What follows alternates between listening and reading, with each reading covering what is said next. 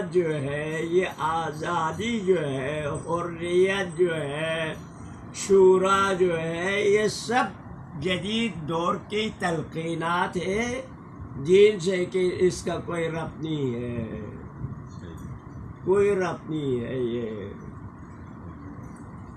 تو غرض عدل اجتماعی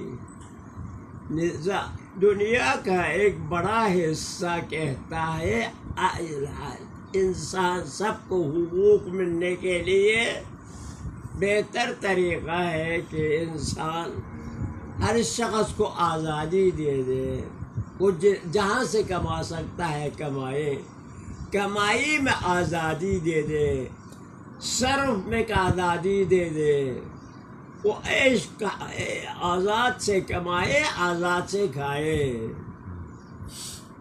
یہ عدل اس میں ہے۔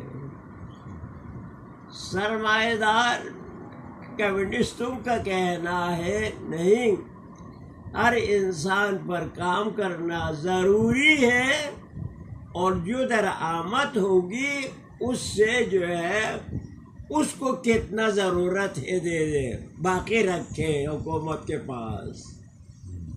اگر آپ نے 1.5 لاکھ کمایا ہے، لاکھ آپ کا خرچہ ہے، تو 50,000 جو ہے حکومت کے خزانے میں جائے گا۔ سمجھ میں آیا؟ یہ نظام کمیونسٹی ہے۔ تو دین کا کیا کردار ہے؟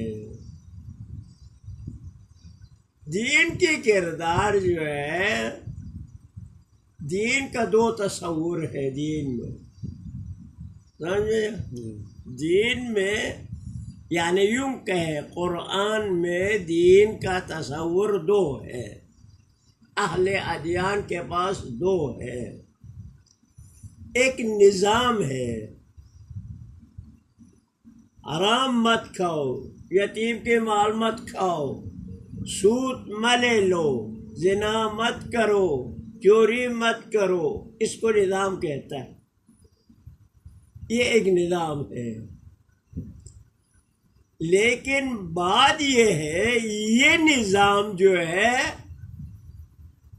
اس کو بنانے کے کیا اصول ہے، وہ کس چیز پر قائم ہے؟ خود بخود اتفاق جس طرح اسمبلی میں بناتے ہیں ایسا کا نظام ہے یہ نہیں، یہ اس لیے اسمبلی کا نظام جو ہے لوگ جمع کر کے جو مرضی بنے ووٹنگ سے بنتی ہے۔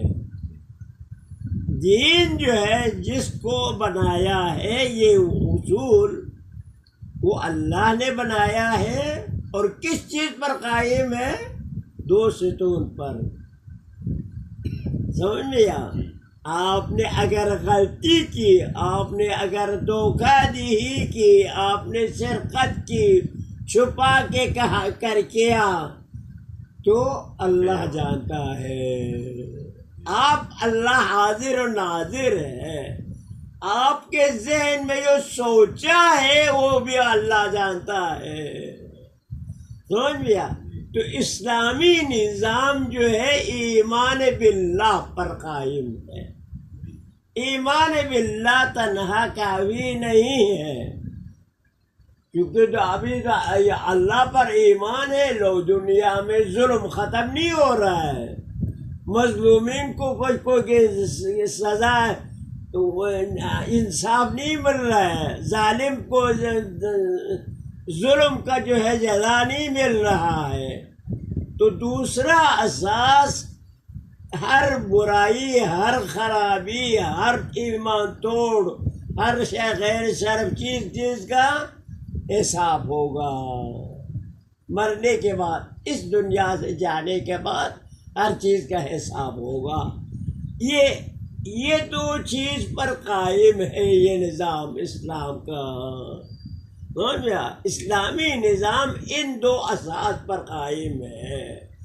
اللہ جانتے ہیں آپ نے کیا کیا ہے، اور اللہ حساب دیں گے۔